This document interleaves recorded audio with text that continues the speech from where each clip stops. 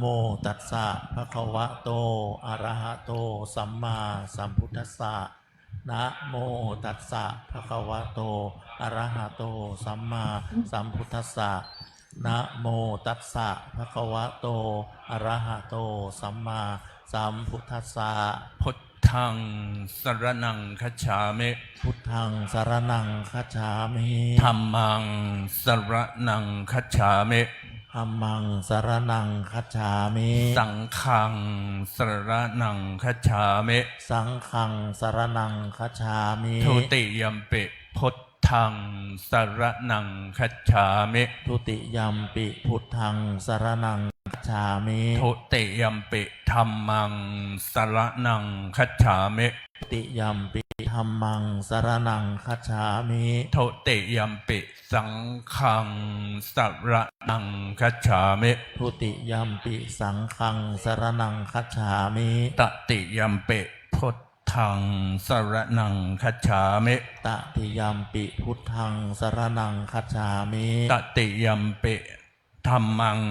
สรณังคัจฉามิตติยัมปิธัมมังสรณังคัจฉามิตติยัมปิสังฆังสรณังคัจฉามิตติยัมปิสังฆังสรณังคัจฉามิติ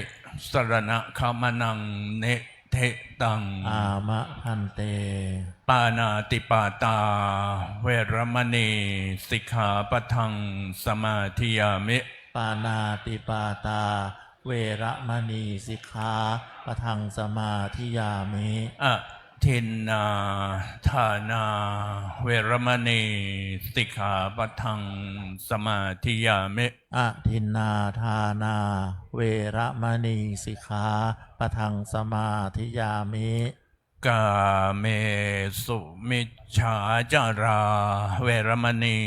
สิกขาปะทังสมาธิยามิกาเมสุมิชฌาจาราเวระมณีสิกขาปะทังสมาธิยามิโมสาวาทาเวรมณีสิกขาปะทังสมาธิยามิโมสาวาทา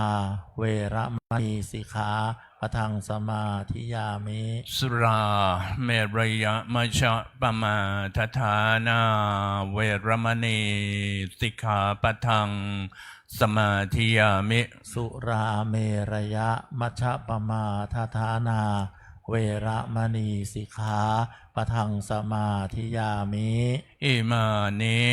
ปัญจสิกขาปทานิสีเลนะ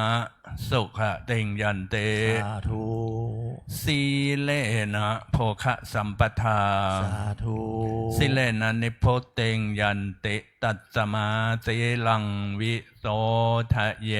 อามะพันเตอัญชลีวันทาอภิวาทอัญชลีวันทาอภิวาทอัญชลีวันทาอภิวาทอัญชลีวันทาอัญชลี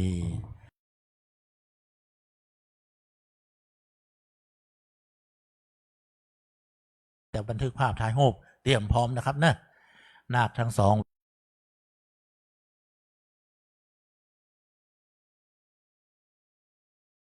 3 ครั้งครับ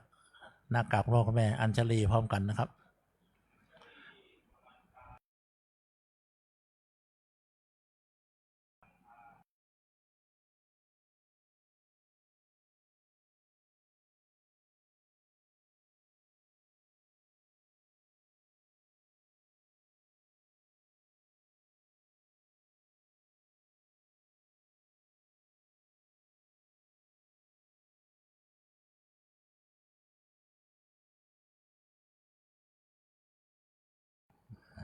ต้นเทียน1 ต้นนะครับนะ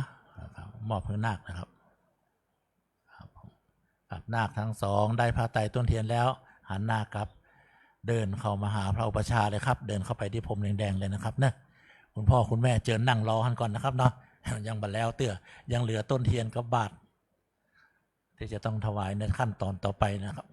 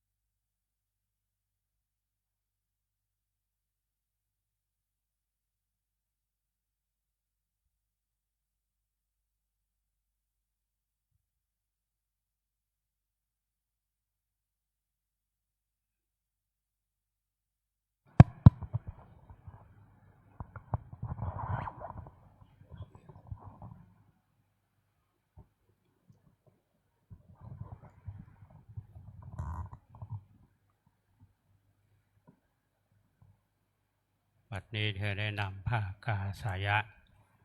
ผ้าย้อมด้วยน้ำบาดเป็นเครื่องหมายของบรรพชิตในทางพระพุทธศาสนาเปล่งวาจาขอบรรพชาอุปสมบทน้อมรำลึกถึงพระรัตนตรัยซึ่งเป็นที่พึ่งอันสูงสุดของพวกเราชาวพุทธรัตนตรัยแปลว่าแก้วสามดวงหรือแก้วสามประการดวงที่หนึ่งคือพุทธรัตนะรัตนะคือพระพุทธเจ้าดวงที่สองธรรมรัตนะรัตนะคือพระธรรมดวงที่สามสังฆรัตนะรัตนะคือพระสงฆ์พุทธรัตนะในที่นี้หมายถึงองค์สมเด็จพระสัมมาสัมพุทธเจ้าผู้เต็มเปี่ยมมากล้นไปด้วยคุณธรรมถ้าจะเรามาแบ่งกันด้วยย่นย่อคุณของพระพุทธเจ้ามีอยู่3ประการ 1. พระมหากรุณาธิคุณ 2. พระบริสุทธิคุณ 3. พระปัญญาคุณองค์สมเด็จพระสัมมาสัมพุทธเจ้ามีน้ำพฤทธิ์พระทัยอันสูงส่งที่จะโปรดมวลมนุษยชาติด้วยการแสดงธรรมเทศนาไม่เลือกชั้นวรรณะในส่วนของพระองค์นั้นมีมีความบริสุทธิ์หมดจดจากกิเลสเครื่องสมองด้วยประการทั้งปวงและพระองค์ท่านเป็นผู้มีปัญญาเลิศเรียกว่าเป็นพระบริสุทธิคุณและพระปัญญาคุณอันนี้โดยสรุปโดยย่นย่อคุณของพระพุทธเจ้ามีอยู่3ประการมีพระมหากรุณาธิคุณพระบริสุทธิคุณและพระปัญญาคุณธรรมรัตนะคือพระธรรมในที่นี้ หมายถึงคำสั่งสอนขององค์สมเด็จพระสัมมาสัมพุทธเจ้าผู้ที่ปฏิบัติตามคำสอนศึกษาปฏิบัติก็จะได้พ้นแห่งทางพ้นทุกข์ในประการที่3นั้นก็คือสังฆรัตนะคือพระสงฆ์ในที่นี้หมายถึงพระสงฆ์ที่เป็นพระอริยสงฆ์ตั้งแต่พระโสดาบันพระสกทาคามีพระอนาคามีและพระอรหันต์เพราะฉะนั้นท่านทั้งหลายให้สำนึกสู่เสมอว่าที่พึ่งอันสูงสุดของพวกเราชาวพุทธนั่นคือพระรัตนตรัยเป็นที่พึ่งอันสูงสุดการที่เธอได้เข้ามาบวชในทางพระพุทธศาสนา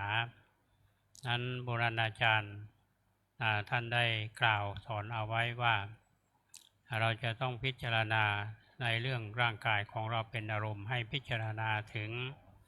ตัจจะปัญญากรรมฐานซึ่งในร่างกายของเรานั้นสามารถจะพิจารณาให้เป็นอารมณ์แห่งกรรมฐานเป็นต้นว่าผมขนเล็บฟันหนังเนื้อเป็นต้นให้กล่าวว่าตามเกสาโลมานะขาทันตาตะโจทันตานะขาโลมาเกสาอันนี้ให้ว่าตามลำดับและเจรอนุโลมและก็ปฏิโลมพิจารณาไปตามลำดับต่อที่นี้ไปจะได้มอบผ้ากาสายะไปนุ่งห่มเป็นปริมณฑลแล้วกลับมาขอไตรสรณคมและสารศีลตามลำดับหลังจากนั้นจะได้ประกอบพิธียติจตุตกรรมวาจาตามลำดับต่อไป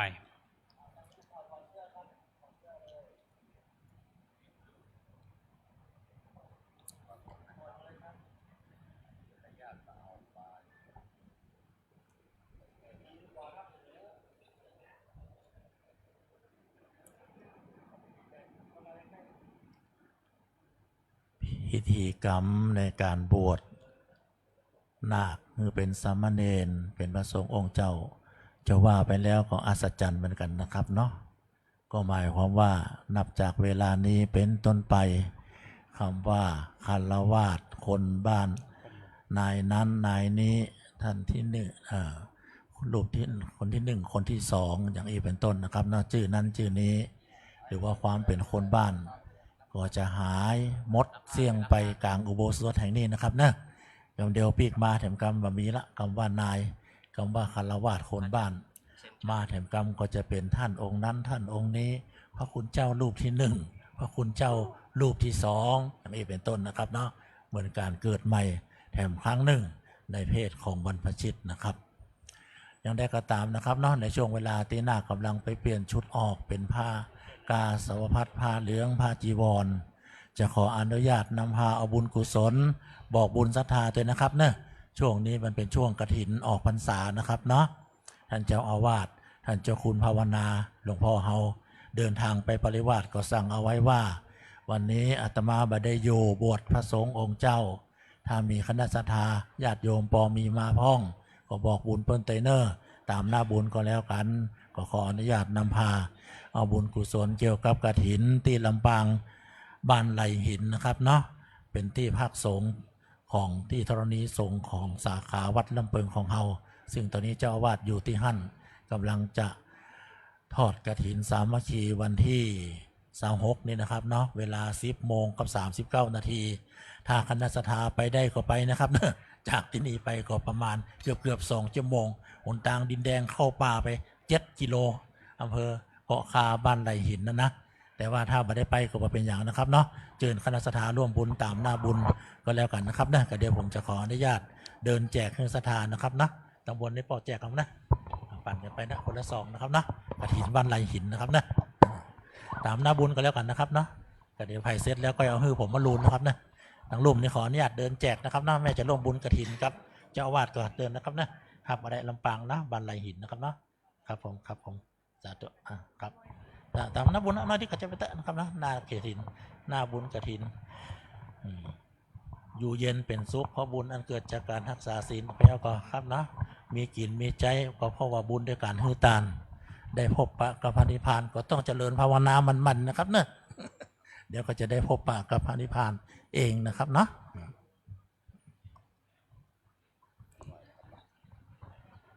ทางเพศต้องการร่วมบุญก็นะครับลำปางไหลหินกฐินนะสาขาวัดเฮานะครับนะหยิบเอาได้นะครับนะครับตามหน้าบุญก็แล้วกันนะครับนะครับผมกฐินไหลหินนะครับนะสำนักเฮานี่แหละที่ธรณีสงฆ์วางนี้นะครับนะเดี๋ยวผมมาเอานะครับนะเพื่อใครสนใจต้องการนะครับนะทำไปเถอะครับบุญนักน้อยเป็นอย่างนะครับ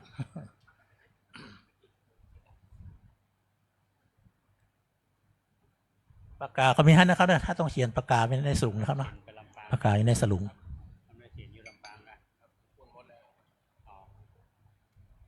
เดี๋ยวเสร็จแล้วก็ไว้ให้ก่อนนะครับนะเพราะว่าผมยังอยู่โดยศรัทธาได้อยู่เดี๋ยวผมเดินไปใกล้ไม่ได้ค่อยเอาฮือผมก็ได้นะครับหรือว่าแล้วพิธีเซตซับก็เอาฮือผมก็ได้นะครับเนาะปริวาสถึงวันที่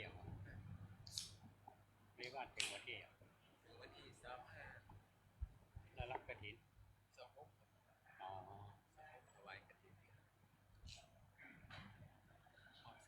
อยู่อำเภออย่างพ่อค้ากันไปดังตำบลไหลหินกันตำบลไหลหินถ้าไปวัดไหลหินนะกันเลยมันเข้าไหลหินมันติดถนนน้ำมันใหญ่หรอกเร็วไปลุกนึกเลยไปลุกนึกเลย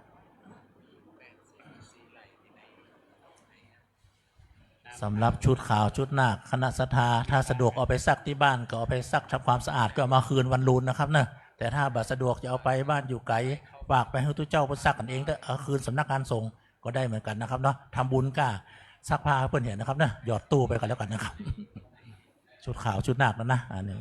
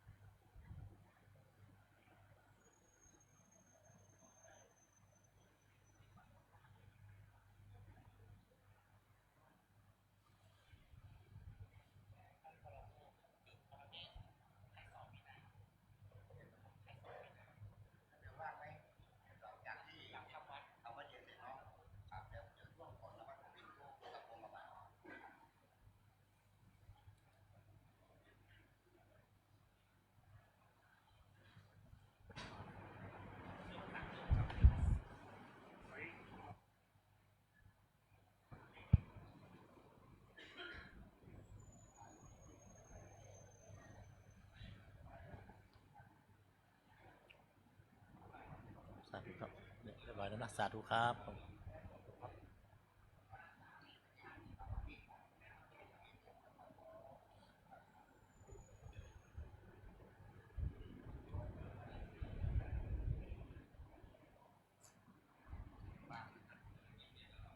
ตอนนี้ยังเป็นว่าที่สามเณรอยู่เนอะยังไม่ใช่ทุเจ้าแต่นะ ว่าที่สามเณรอยู่มาเพศนะครับมาเพศเลยครับ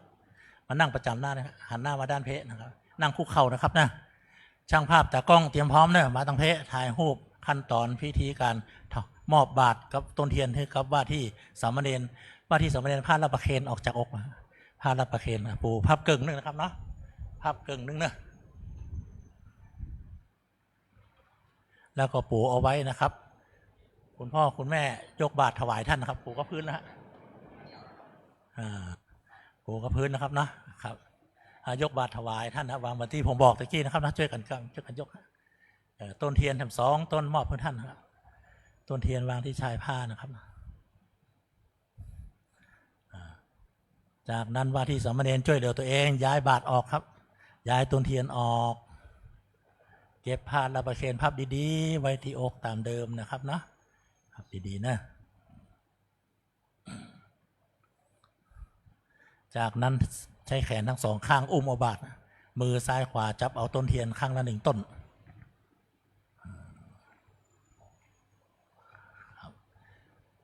หันหน้ากลับไปหาพระประชาครับ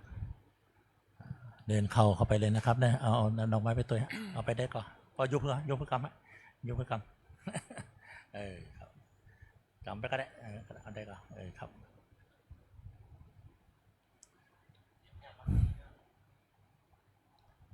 ขยับมาตังพระคู่สวดฟังตังซ้ายมือของว่าที่สามเณรนะรูปตังเพศทำไปยังครับ ได้บุญหนักหน่อยได้เก็บหลายเตื้อ เมื่อว่าที่สามเณรทั้งสองรูปไปถึงด้านหน้าพระสงฆ์องค์เจ้าเป็นที่เรียบร้อยเจิญคุณพ่อคุณแม่ศรัทธาตั้งบนด้วยนะครับเนาะลงนั่งสารบาตรตั้งข้างได้เลยนะครับเจิญเลยครับผมเข้าสู่ครึ่งที่2แล้วเนอะช่างภาพตากล้อง ครึ่งหลังนะครับเนาะ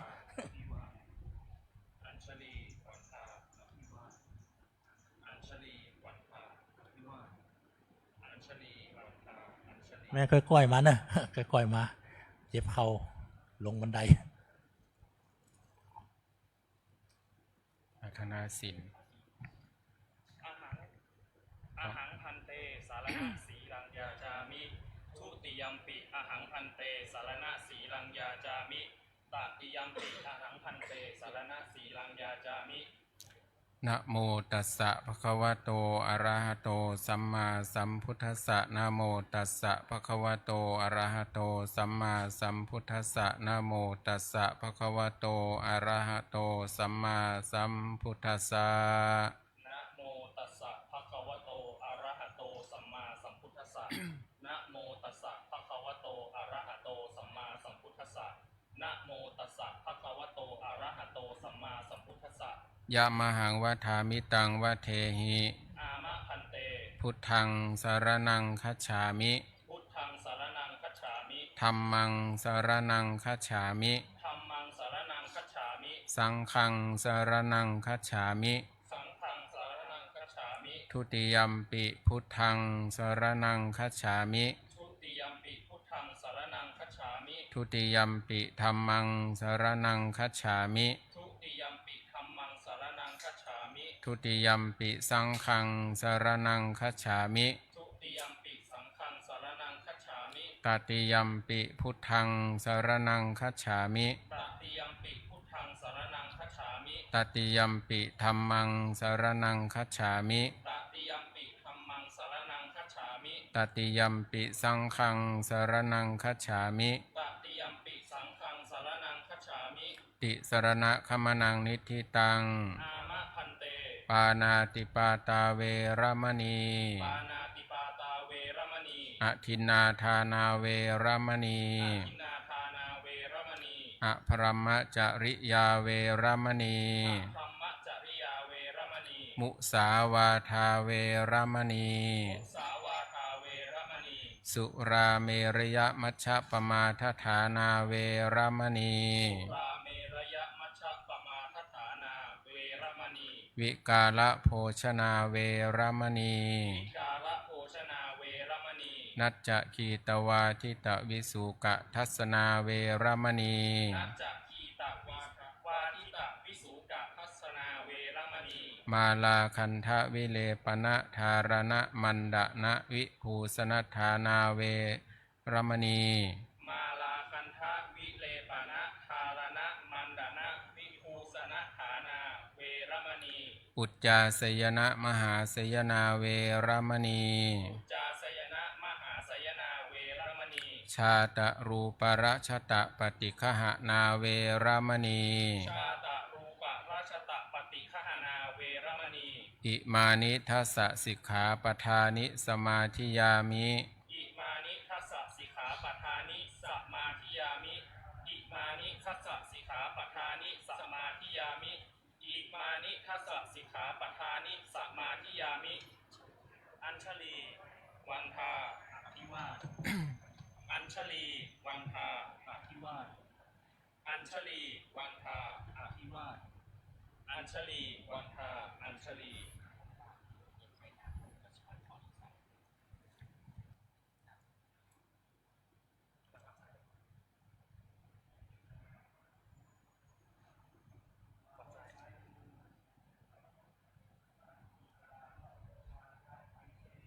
อัญชลีวันทาอภิวาท อัญชลีวันทาอภิวาท อัญชลีวันทาอภิวาท อัญชลีวันทาอัญชลี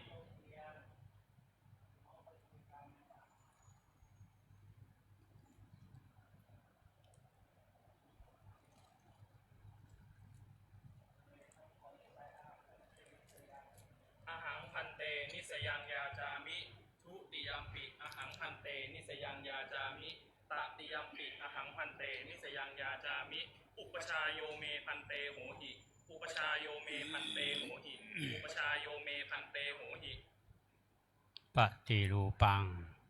สาธุพันเต โอปายิกัง สาธุพันเต ปาสาธิเกนะสัมปะเทหิ สาธุพันเตอาชาตเทธานิเทโลไมหังปาโลอาหัมปิเถระสัพพาโลอาชาตเทธานิเทโลไมหังปาโลอาหัมปิเถระสัพพาโลอาชาตเทธานิเทโลไมหังปาโลอาหัมปิเถระสัพพาโล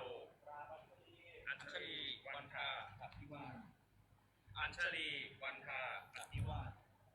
อัญชลีวันทาอภิวาท อัญชลีวันทาอัญชลี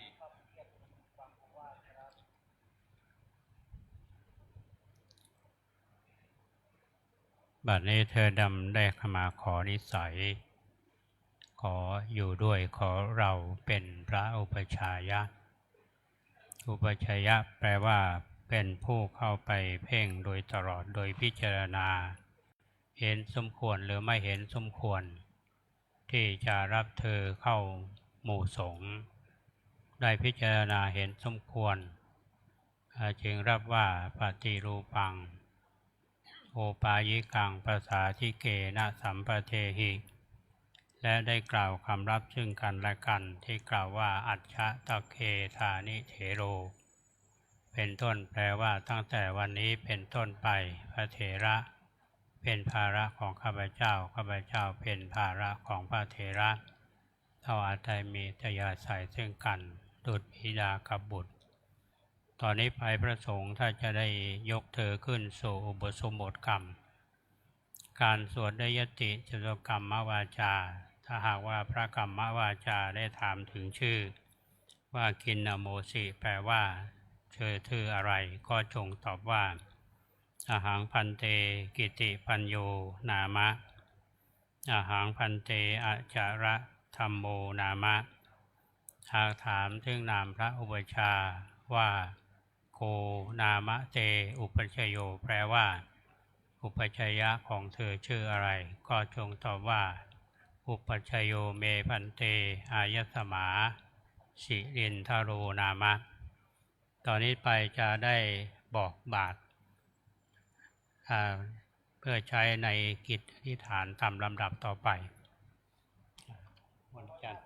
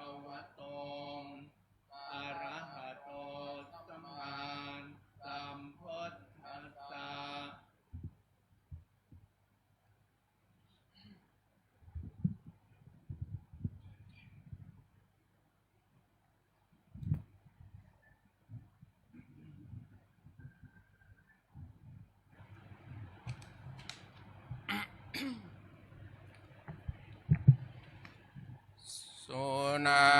ตุเมพันเตสังโฆกิติปัญโยจะอาจะละธรรมโมจะอายสมะโตสิรินทารสะอุปสัมปทาเปคายะทิสังคสัปตะกลังอาหังกิติปัญญัญจะอาจะละธรรมันจะอนุสาสยยัง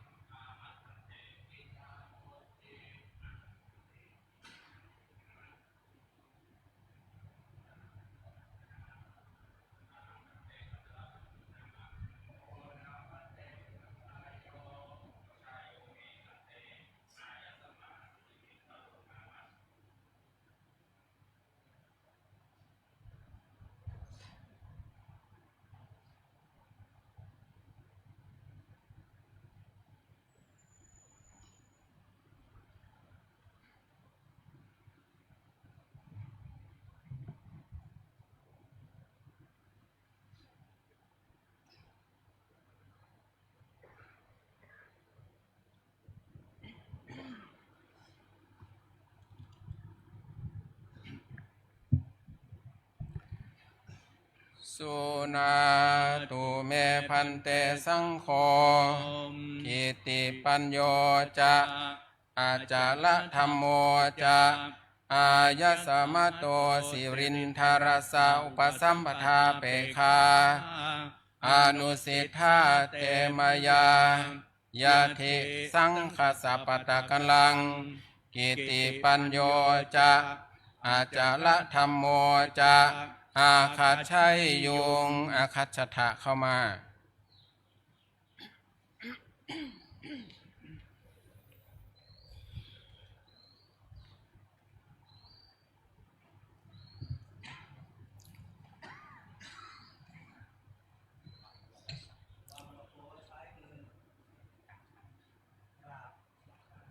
อัญชลีวันทาอภิวาท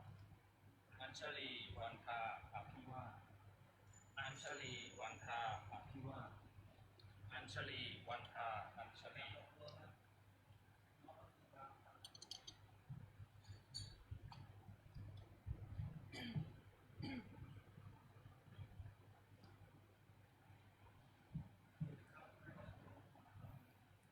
สังฆัมปันเต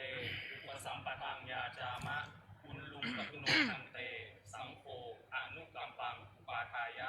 ทุติยัมปิอหังพันเตสังฆังอุปสัมปทังยาจามะอุลลุมปตุโนพันเตสังโฆอนุกัมปังอุปาทายะตติยัมปิอหังพันเตสังฆังอุปสัมปทังยาจามะอุลลุมปตุโนพันเตสังโฆอนุกัมปังอุปาทายะ อิธานิโขพันเตกิติปัญโย สามเณโรนามะอายัญจะอาจาระธัมโมสามเณโรนามะมามะอุปสัมปทาเปกขา อุปสัมปทังอากังขมานาสังขังยาจันติอหังสัพพะมิมังสังขังอัจเชสามิสาธุพันเทสัพโพยังสังโฆอิมันนจะกิติปัญญังนามะสัมมเนรังอายัญจะอาจาระธัมมังนามะสัมมเนรังอันตรายิเกธัมเมปุจิตวาทัตถะอัตตะการตังยตวายติจตุเทนะคัมเมนะอาคุเปนะทานารเหนะอุปสัมปะเทมาติคัมมัสสนิธานังกะโลตุ สาธุสุนาตุเมพันเตสังโฆอายัญจะกิติปัญโยอายัญจะสุนาตุเมพันเตสังโฆอายัญจะกิติปัญโยอายัญจะอาจาระธัมโมอายะสมะโตสิรินทารสาอุปสัมปทาเปคายะเทสังฆสัพพตะกัลลังอาหังกิติปัญญัญจะอาจาระธัมมัญจะอันตรายิเกธัมเมปุชัยยังสุนาสิกิติปัญญาสุนาสิอาจาระธัมมะอายันเตสัจจกาโลปุตตกาโลยังชาตังปุชามิสันตังอธิติวัตตพังอาสันตังนาทิติวัตตพังสันติเตเอวะรูปาอาภาธาพุทธังคันโทกิลาโสโสโสอัปปมาโรมนุโสสิปุริโสสิปุสิโสสิอนันโนสินาชิราชปโตอนุญญาโตสิมาตาปิตุเหปาริปุณวิสติวโสสิปาริปุณนันเตปัตตจิวรังกินนาโมสิ อาหังพันเตกิตติปัญโยนามะอาหังพันเตอัจฉระคัมโมนามะ โกนามะเตอุปัชฌายโย อุปชาโยเมพันเตอายสมาสิริคโรนามะ สุนาตุเมพันเตสังโฆอายัญจะกิติปัญโยอายัญจะอาจาระธัมโมอายะสมะโตสิรินทารสาอุปสัมปทาเปคาปาริสุทธานตรายิเกหิธัมเมหิปาริปุณณมิเมสังปัตตจิวรังกิติปัญโยจะอาจาระธัมโมจะสังขังอุปสัมปทังยาจันติอายะสมตาสิรินทาเรนะอุปัชฌายเยนะยะทิสังฆสัพพตะกัลลังสังโฆกิติปัญญัญจะอาจาระธัมมัญจะอนุอุปสัมปาทัยยะอายะสมตาสิรินทาเรนะอุปัชฌายเยนะเอสายติสุนาตุเมพันเตสังโฆอายัญจะกิติปัญโยอายัญจะอาจาระธัมโมอายะสมะโตสิลินทารสะอุปสัมปทาเปคาปาริสุทธานตารายิเกหิธัมเมหิปาริปุณณมิเมสังปัตตจิวรังกิติปัญโยจะอาจาระธัมโมจะสังขังอุปสัมปทังยาจันติอายะสมตาสิลินทาเรนะอุปัชฌายเยนะสังโฆกิติปัญญัญจะ อาจาระธรรมันจะอุปสัมปาเทติอายสมตาสิรินทะเรนะอุปัชฌาเยนะยัสสายสมโตคมติกิติปัญญสัจจะอาจาระธรรมสัจจะอุปสัมปทาอายสมตาสิรินทะเรนะอุปัชฌาเยนะโสตุนหัสสะยัสนะคมติโสภาไสยะทุติยัมปิเอตัมมะทังวัฏามิสุนาตุเมพันเตสังโฆอายัญจะกิติปัญโยอายัญจะอาจาระธรรมโมอายสมโตสิรินทรสาอุปสัมปทาเปคาปาริสุทธานตารายิเกหิธรรมเมหิปาริปุณณมิเมสังปัตตจิวรังกิติปัญโยจะอาจาระธรรมโมจะสังขังอุปสัมปทังยาจันติอายสมตาสิรินทะเลนะอุปัชฌาเยนะสังโฆกิติปัญญัญจะอาจาระธรรมันจะอุปสัมปาเทติอายสมตาสิรินทะเรนะอุปัชฌาเยนะยัสสายสมโตคมติกิติปัญญสัจจะอาจาระธรรมสัจจะอุปสัมปทาอายสมตาสิรินทะเรนะอุปัชฌาเยนะโสตุนหัสสะยัสนะคมติโสภาไสยะตาติยัมปิเอตัมมะทังวัฏามิสุนาตุเมพันเตสังโฆอายัญจะกิติปัญโยอายัญจะอาจาระธรรมโมอายสมโตสิรินทรสาอุปสัมปทาเปคาปาริสุทธานตารายิเกหิธรรมเมหิปาริปุณณมิเมสังปัตตจิวรังกิติปัญโยจะอาจาระธรรมโมจะสังขังอุปสัมปทังยาจันติอายสมตาสิรินทะเรนะอุปัชฌาเยนะสังโฆกิติปัญญัญจะอาจาระธรรมันจะอุปสัมปาเทติ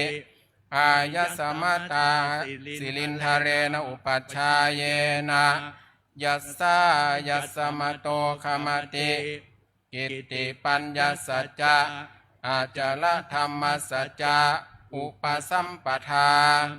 อายสมัตตาสิรินทะเรนะอุปัชฌาเยนะโสตุนหัสสะยัสนะคมติโสภาไสยะอุปสัมปันนาสังเคนะกิติปัญโยจะอาจาระธรรมโมจะอายสมัตโตสิรินทะเรนะอุปัชฌาเอาไหม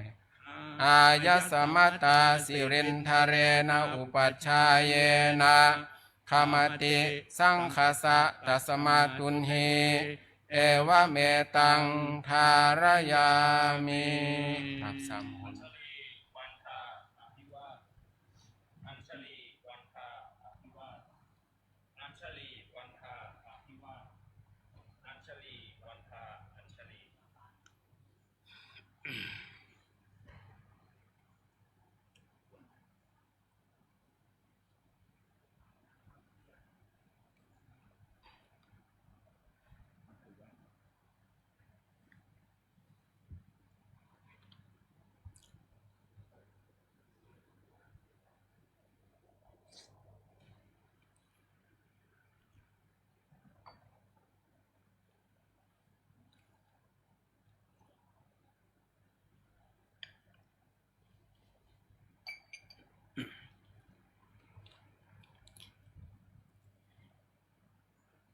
บัดนี้การ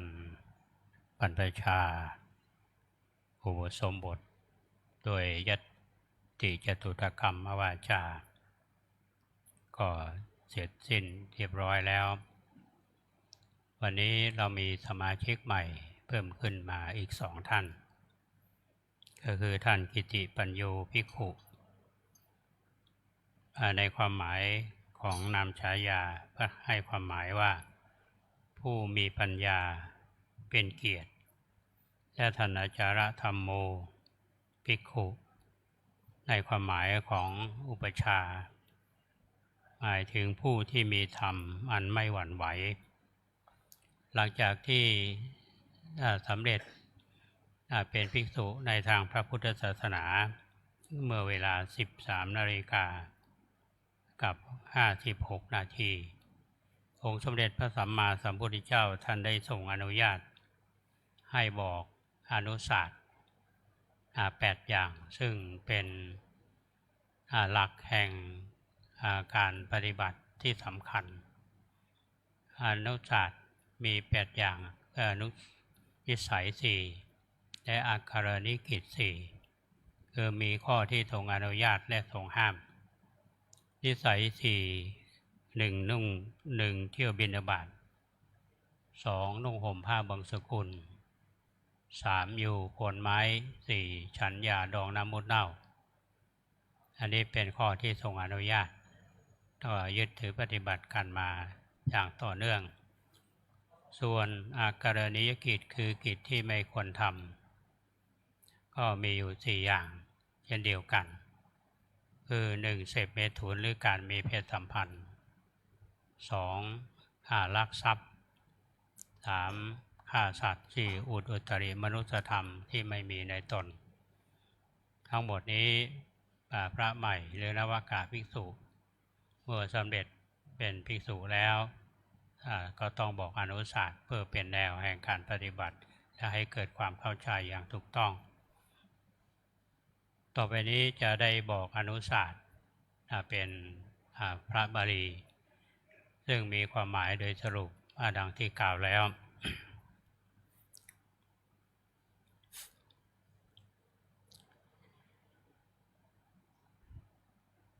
โนญญาสิโกโสภะคะวาพระสัมปติตวาจัตตารโอนิสเยจัตตาริจาอาการณิยะอาจิกิตุงบินเนยโลปโภชนังอิสายะภัพพชา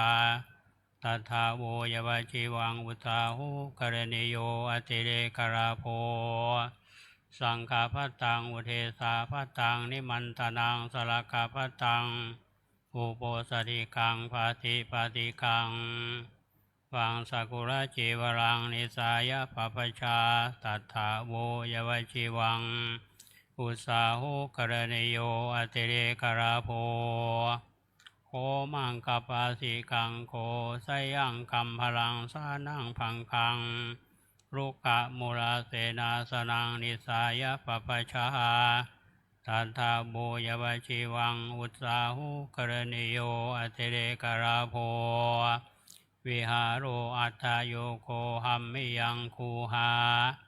ปุติมุตตาเพสชังนิสายะภัพพชาตัทธาโวยาวจิวังอุสาหุกรณิโยอติเรกราโภตัปเปนวะนิตังเตลังมัตุภานิตังอุปสัมปันเนนะภิกขุนาเมตุโนธัมโมนะปฏิเสวิตโพอันธรรมโสติรชานะกตายาปิโยภิกขุเมตุนังธัมมังปฏิเสวติอัตมโนโหติอัสสกยปุติโยสายาธาปินามาปุริโสสิชาสินโนอาภโพเตนะสรีราพันธเนนะชีวิตุงเอวะเมวะภิกขุเมตุนังธัมมังปฏิเสวิตวาอัสมโนโหติอัสสกยปุติโยตันตังโวยาวะจีวังอาคารณิยัง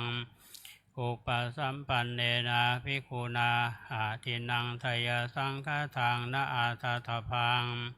อันธรรมโสตินะสลากังอุปาทายะโยภิกขุปาทังวาปาตารังวาอาติเรกปาทังวาทินังทยสังฆทังอาทิยติอัสมโนโหติอัสสกยปุติโยสยธาปินามะปุถุศิลาทวิทา สยถาปีนามะปันดุปราโสปันธนาปมุตโตอาภโพหะริตตายะเอวะเมวะภิกขุอะทินังทายาสังฆตังอะทิยตวาอะสมโนโหติอาสกยะปุติโยตันเตตังโวยาวะจีวังอาการณิยังอุปสัมปันเนนะภิกขุนาสันจิจาปาโนชีวิตานะบุโรเปตโพอันตมโสปุณณปิลิกังอุปาทายะโยภิกขุสันจิจามนุสสาวิกังชีวิตาบุโรเปติอันตมโสกัพพะปาทานังอุปาทายะโยสยทัพปิ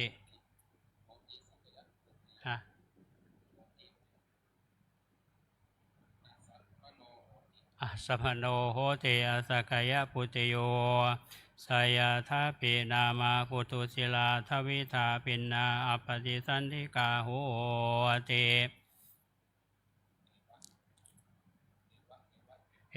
เอวะเมวะสันจิจามนุสสาวิกังชีวตาบโรเปตวาอันอัสมโนโหติอสกยปุติโยตังโวยาวะชีวังอาการณิยังอุปสัมปันเนนะภิกขุนาอุตตริมนุสสธรรมโมนะอุลลาปิตโปอันตมโสสุญญาคาเรอภิรามามิติโยภิกขุ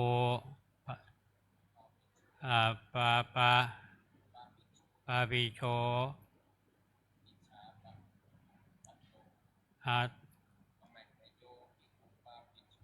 โยภิกขุปาปิโช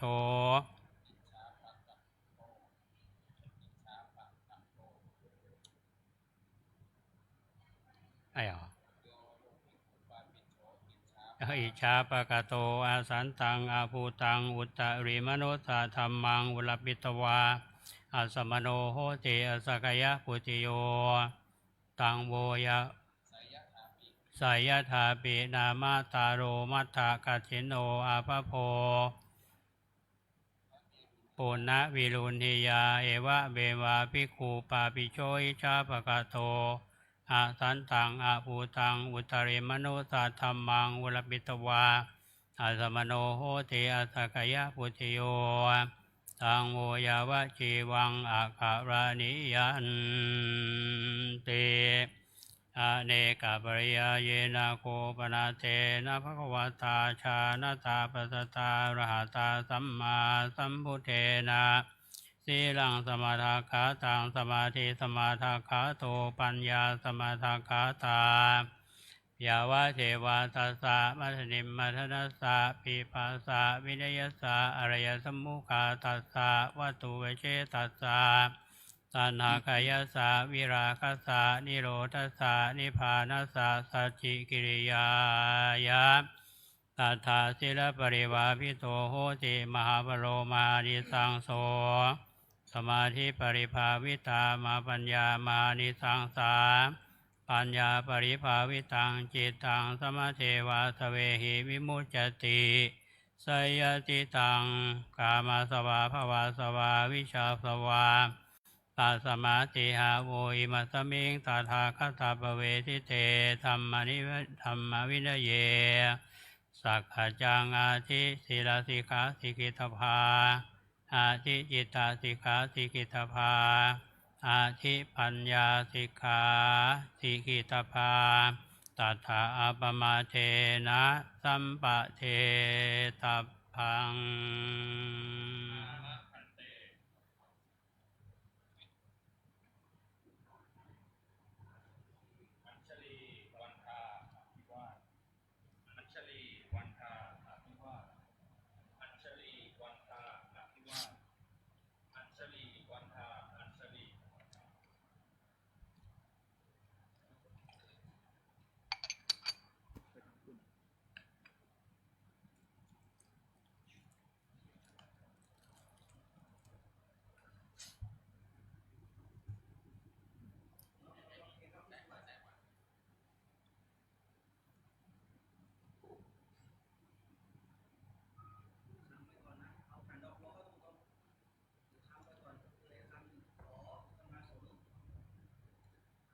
สังเคปมาเทนะ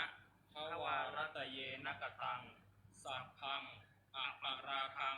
ขมะตุโนพันเต ทังโฆขมามิตุมเพขมิตพัง ขมามะพันเต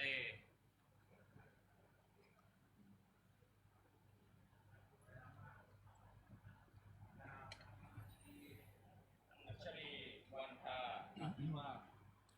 อัญชลีวันทาอภิวาทอัญชลีวันทาอภิวาทอัญชลีวันทาอัญชลี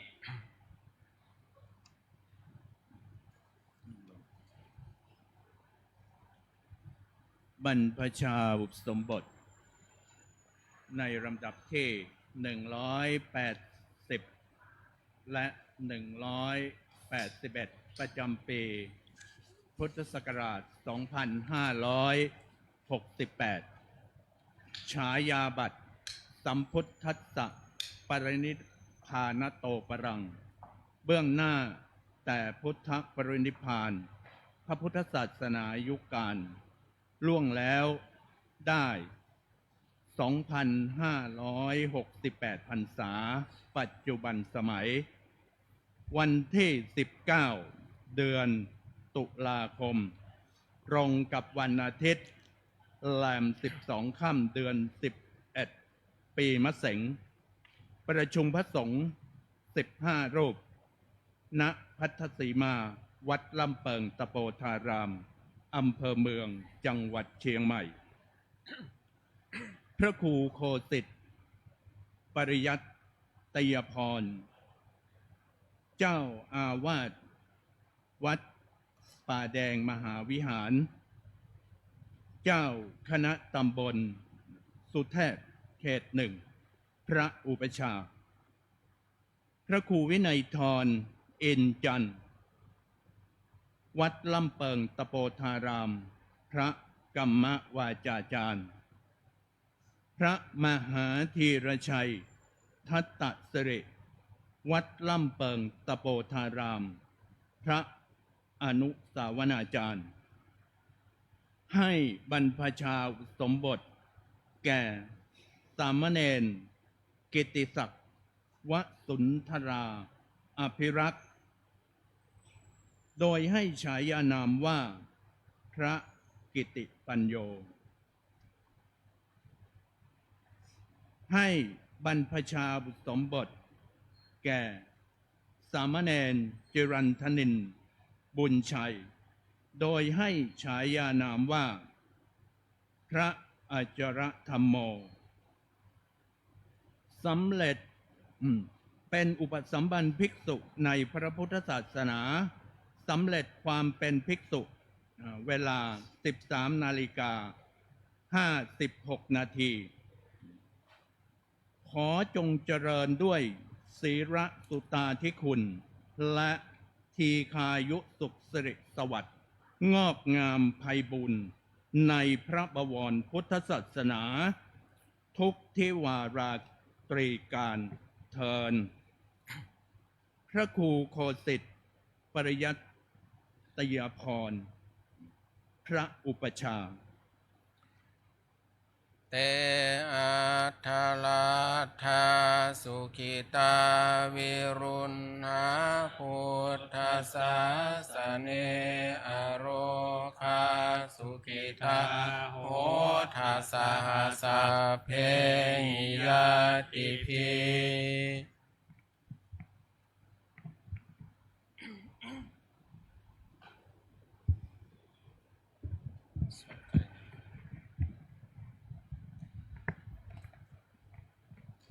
กัลลานิยามัทธกุสะเลนะยันตังสันตังปะทังอภิสาเมจะสักกุชุจะสุชุจะสุวะโจจะสมุทุอนาติมานิสันตุสะโก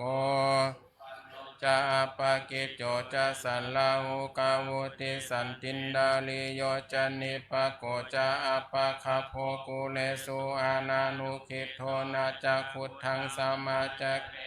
จิเยนาวินยูปาเรอุปาวาทายุงสุขีโนวาเขมิโนโหตุสัพเพสัตตาภวันตุสุขิตัตตาเยเกจิปานาพุตตเท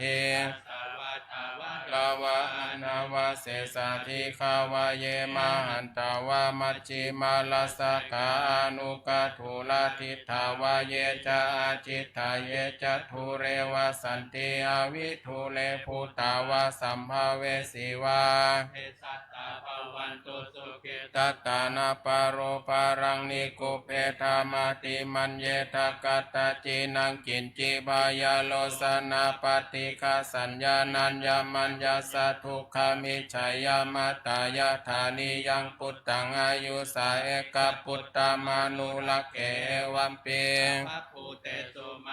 สัมภาวะเยอปาริมาณังเมตตัญจะสัพพะโลกัสสมิงมานะสัมภาวะเยอปาริมาณังอุทธังอโทจติลิยัญจะสัมภะตังอเวรังอสัพพะตังทิฏฐัญจะลังนิสินโนวาสยโนวา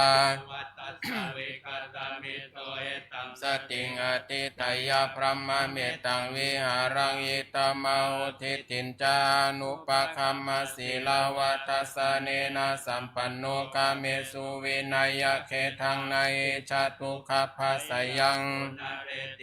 การณียเมตตาสุตั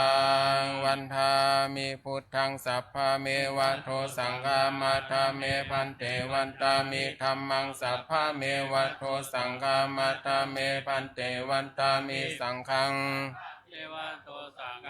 ธาเมพันเตวันตามิคุรุอุปัชฌาจาริเยสัพพะเมวะโทสังฆามาทาเมพันเตวันตามิอาราเมพัทธาสีมังสัพพะเมวะโทสัง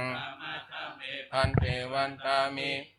ยังสัพพัทธาเนสุปฏิทิตาสาริรัตตุมหาโพธิงพุทธลูปังสักกาลังสัทธานาคาโลเกเทวาโลเกพรหมาโลเกชมพูติเปสาลิลาธาตุโยเกสัทธาตุโยอาลาหันตาธาตุโยเจติยังกันดากุติงจตุราสิติสาเสธัมมะขันเทสัพเพสังปาทเจติยังอาหังวันทามิสัพพะโสอัญชลีวันทาอภิวาทอัญชลีวันทาอภิวาทอัญชลีวันทาอภิวาทอัญชลีวันทาอัญชลีก้มหมอบลงไปนะ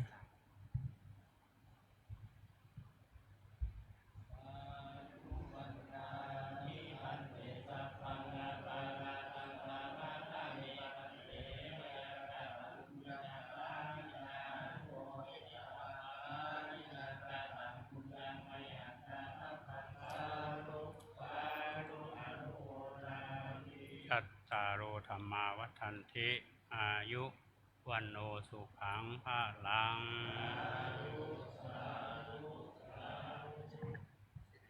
อัญชลีวันทาอภิวาทอัญชลีวันทาอภิวาทอัญชลีวันทาอภิวาทอัญชลีวันทาอัญชลีกลับไปนั่งนู้นเนาะนิมนต์พระใหม่มานั่งอาสนะฝั่งตรงนี้นะฝั่งฝากเดียวกันนี่นะครับเนาะรูปแรกก็นั่งอันที่หนึ่งเนี่ยรูปที่สองก็ทัดไปนะครับนะพระใหม่มานั่งตรงนี้แล้วก็หันหน้าออกมาหาคุณพ่อคุณแม่นะหันหน้าออกมาด้านเพะแล้วก็ญาติช่วยถวายน้ำประเคนน้ำเนี่ยน้ำโคกน้ำเปล่านะครับเนาะประเคนกับฉันมาได้ด้วยนะครับนะเดี๋ยวผมขออนุญาตเทียบทายทานด้านหน้าพระสงฆ์องค์เจ้าจะนะ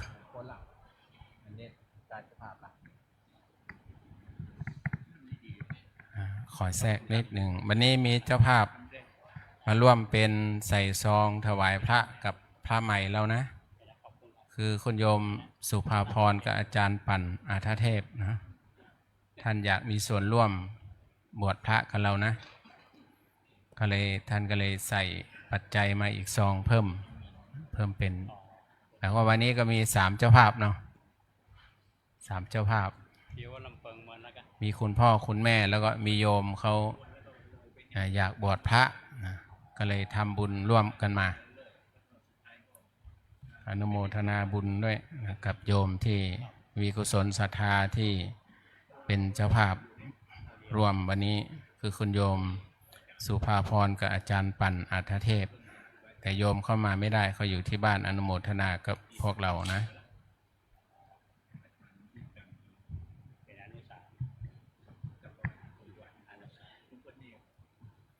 พระใหม่ก็ฉันน้ำได้เลยเนาะน้ำปะนะก็ฉันได้เลย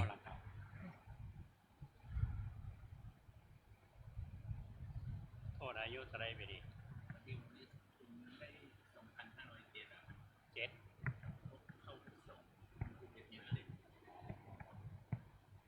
เนี่ยผมบวชเนนพอดีผมบวชเนนพอดี7ผม74ปีนี่นะมันนักแข่งกันละ73เต็มย่าง74 95หรอกหมูรุ่นเดียวกันไปกันหมด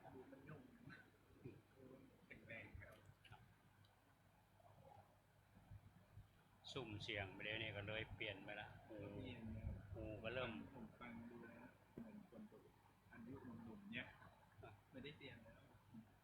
หูก็เริ่ม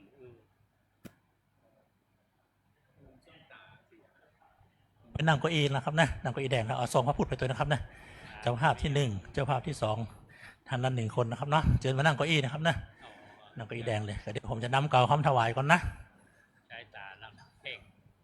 นั่งรอเลยครับนั่งรอเลยครับตัวไหนก็ได้นั่งตัวไหนก็ได้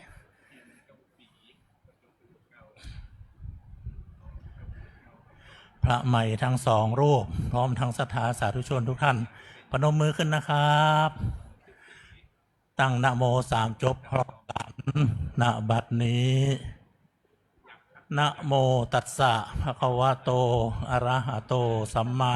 สัมพุทธัสสะนะโมตัสสะภะคะวะโตอะระหะโตสัมมานะโมตัสสะอะระหะโตสัมมาสัมพุทธัสสะเชิญกล่าวตามผมนะครับอิมานิมะยังพันเตจตุปัจจยาทีนี้สัปปริวารานิภิกขุสังคัสสะโอโนชยามะสาธุโนพันเตภิกขุสังโฆอิมานิจตุปัจจยาทีนี้สัปปริวารานิปฏิคันหาโตอัมหากังทีฆรตังอิตายะสุขายะข้าแต่พระภิกษุสงฆ์ผู้เจริญข้าพเจ้าทั้งหลายขอน้อมถวายจตุปัจจัยไทยธรรมพร้อมบริวารทั้งหลายเหล่านี้แก่พระภิกษุสงฆ์ขอพระภิกษุสงฆ์โปรดจงรับจตุปัจจัยไทยธรรมพร้อมบริวารทั้งหลายเหล่านี้ของข้าพเจ้าทั้งหลายเพื่อประโยชน์และความสุขแก่ข้าพเจ้าทั้งหลายแก่ญาติทั้งหลายมีมารดาบิดาเป็นต้นตลอดกาลนานเทินสาธุ เบื้องต้นเชิญตัวแทนเจ้าภาพน้อมถวายนะครับบูชาพระพุทธกันนะครับวางในพานนะครับครับผมเสร็จแล้วกลับไปนั่งที่เดิมได้เลยนะครับพระใหม่เป็นตัวแทนเสร็จแล้วพอกลับไปนั่งที่เดิมได้พระใหม่เป็นตัวแทน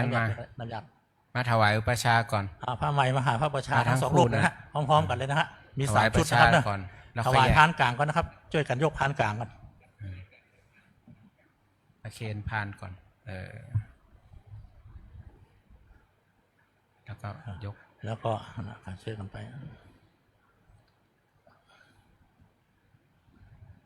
เห็นหลวงพ่อแล้วก็แยกขวาจากนั้นแยกซ้ายขวามาเลยนะครับเนาะมาทางเพศรูป1ทางปุ้นรูป1นะครับถวายหมดเลยนะครับเนี่ยของด้านหน้าพระสงฆ์ยกเป็นชุดถวายหมดเลย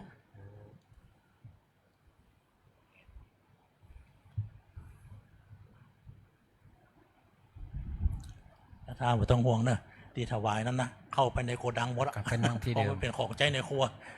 เว้นไว้แต่สองปัจจัยเพื่อนก็จะนำแจกไปตามเจตนาของเจ้าภาพที่เขียนเจอไว้ว่าจะถวายพระรูปใด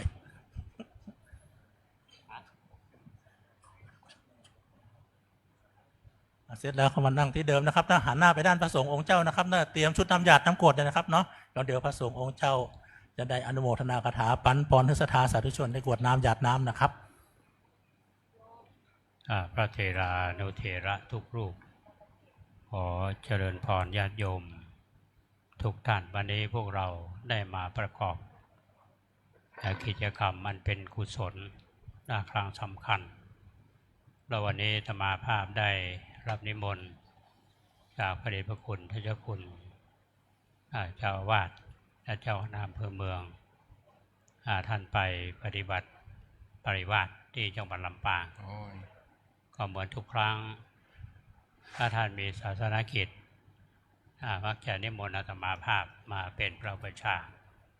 แล้ววันนี้เราได้ร่วมกันปฏิบัติหน้าที่โดยเฉพาะพระสงฆ์ได้ปฏิบัติหน้าที่เรื่องของพระธรรมวินัยเมื่อมีผู้มีจิตศรัทธาที่จะบวชวันนี้ท่านทั้งหลายจะสังเกตว่าการสวดยัตติจตุรกรรมวาจาก็เป็นหนึ่งในวิธีอุปสมบทในทางพระพุทธศาสนามีขั้นตอนหลายๆอย่างที่สำคัญนั่นก็คือว่าการประกอบสังฆกรรมเป็นหลักที่จะต้องปฏิบัติให้ถูกต้องพระทั้งหลายได้คิดว่าผู้ที่มีคุณสมบัติที่ถูกต้องแล้วเข้ามาบวชและต้องสงฆ์จะต้องเป็นใหญ่ญาตมาภาพนี่เป็นพระอุปัชฌาย์ก็ถือผู้ปฏิบัติหน้าที่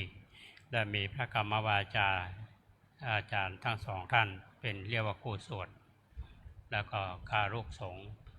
เป็นผู้ที่ปฏิบัติหน้าที่ให้ครบตามที่พระธรรมวินัยกำหนดเราเห็นได้ว่าสิ่งเหล่านี้เราได้ยึดปฏิบัติกันมาอย่างต่อเนื่องในเถรวาทและญาติโยมทั้งหลายในฐานะที่เราเป็นชาวพุทธทุกท่านมีความตั้งมั่นในพระศาสนาเมื่อเรามีลูกมีหลานเราก็ตั้งใจให้บวชทั้งสองท่านก็ได้สำเร็จเป็นภิกษุอาตมาเชื่อว่าท่านมีความตั้งใจที่จะประพฤติปฏิบัติและมาอยู่ในสำนักปฏิบัติกรรมฐานภายใต้บารมีของพระเดชพระคุณท่านเจ้าคุณพระภาวนาธรรมาภิรัตน์ท่านเจ้าคณะอำเภอเมืองท่านเป็นเจ้าสำนักเพราะฉะนั้นทั้งสองท่านก็เป็นสิ่งที่ถูกต้องแล้วก็จะได้เข้ามาปฏิบัติในสำนักอยู่ภายใต้บารมีของพระเดชพระคุณและกัลยาณมิตรจึงเป็นบรรดาพระภิกษุสงฆ์ทั้งหลายก็จะได้เป็นผู้ดูแลเป็นกำลังใจกันและญาติโยมทุกท่านที่เป็นคุณพ่อคุณแม่ก็ดีเป็นญาติพี่น้องก็ดีเป็นเพื่อนก็ดีก็ทั้งหลายก็จงภูมิใจว่าเราได้มาปฏิบัติหน้าที่ส่งเสริมให้ลูกหลานเราเข้ามาบวชในทางพระพุทธศาสนาก็ถือว่าเป็นการสืบต่ออายุพุทธศาสนาและญาติโยมก็เป็นผู้สนับสนุนในกิจกรรมอาตมาภาพก็ต้องขออนุโมทนาขอบคุณบรรดาพระสงฆ์ทุกท่านที่ได้ปฏิบัติหน้าที่และญาติโยมก็ปฏิบัติหน้าที่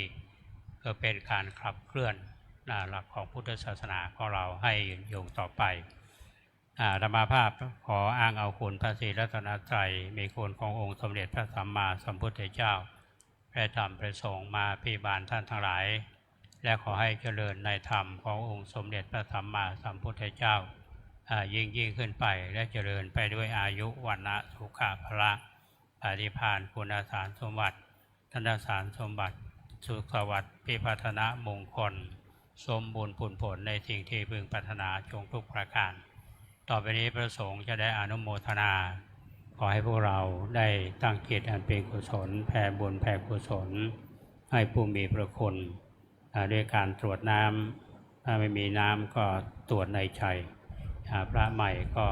ตั้งใจตรวจน้ำโดยพร้อมเพรียงกันณบัดนี้กรวดน้ำนะครับผม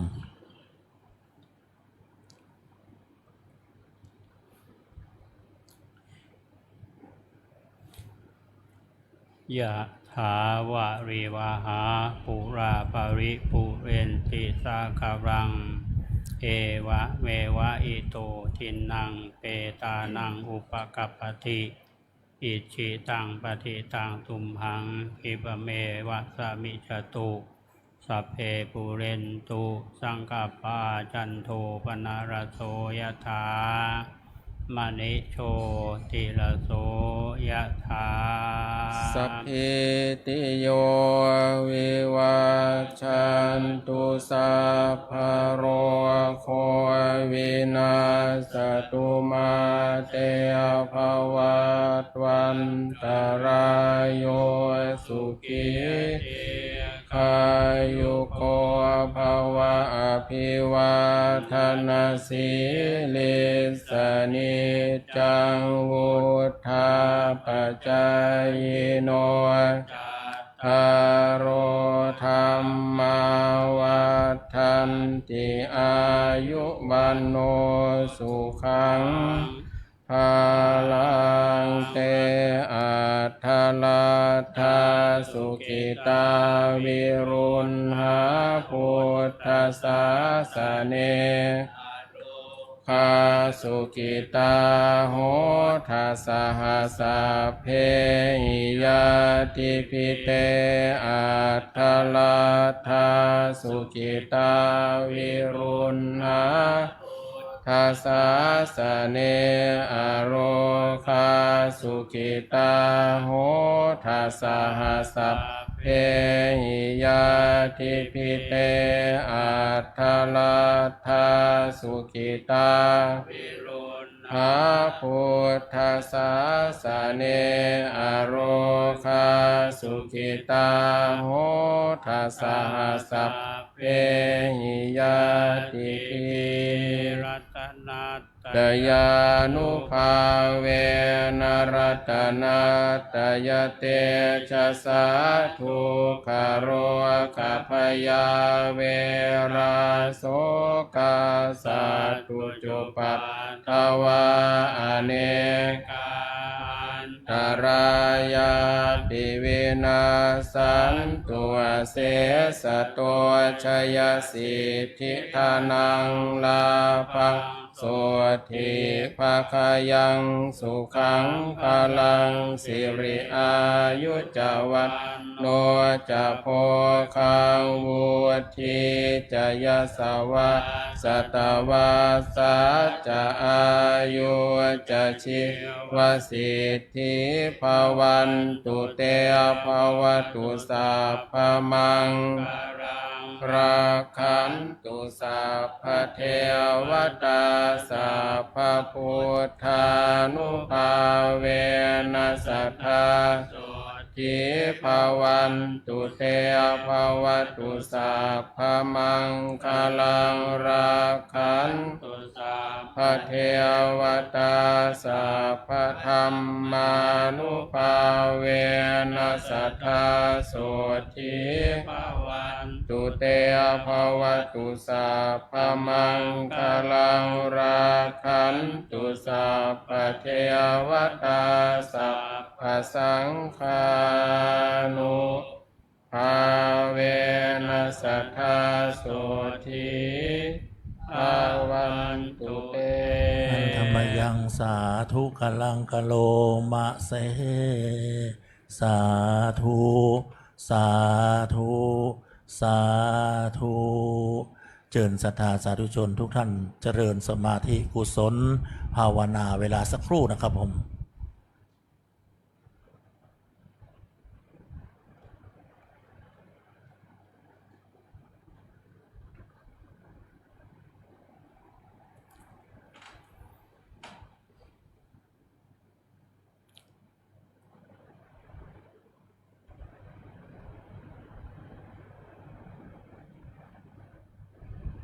สมควรแก่เวลาแผ่เมตตาพร้อมกัน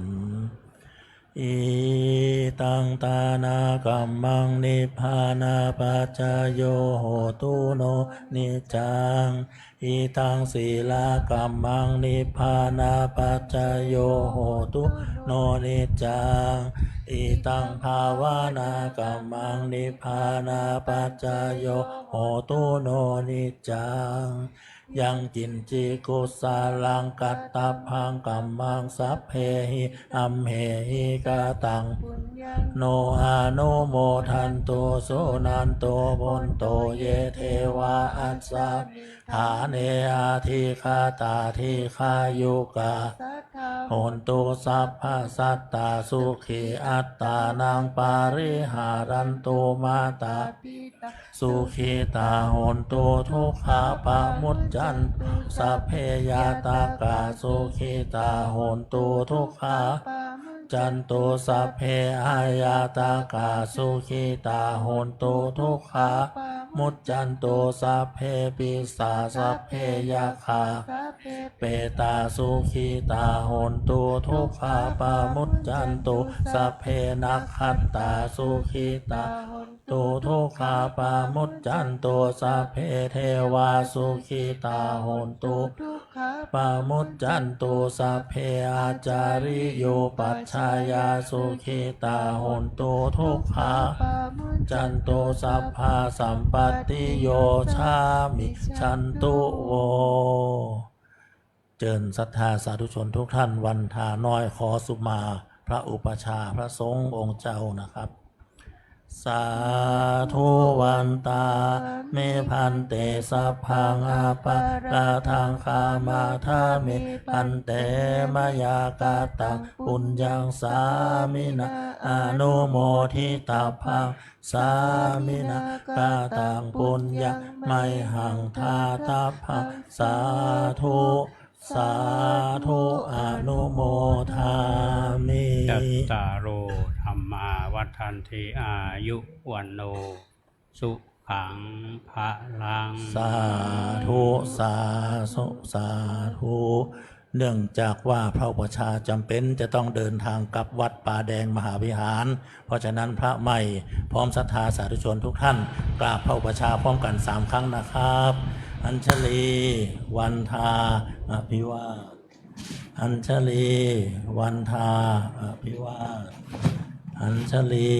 วันทาอภิวาทอัญชลี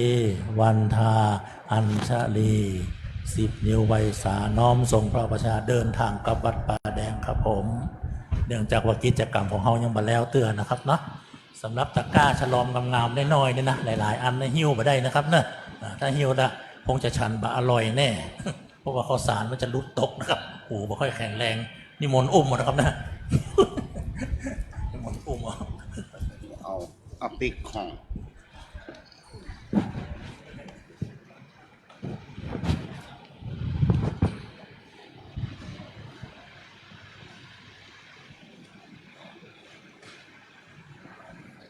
กำเดียวเราจะได้ครับพรทุเจ้าใหม่นะครับเนาะพร้อมๆกันนะครับเนาะเดี๋ยวรอสักกรรมนะครับเนาะรอเข้าประชาลงจากอุโบสถสักกรรมหนึ่ง เหมือนเรื่องกับต่อไป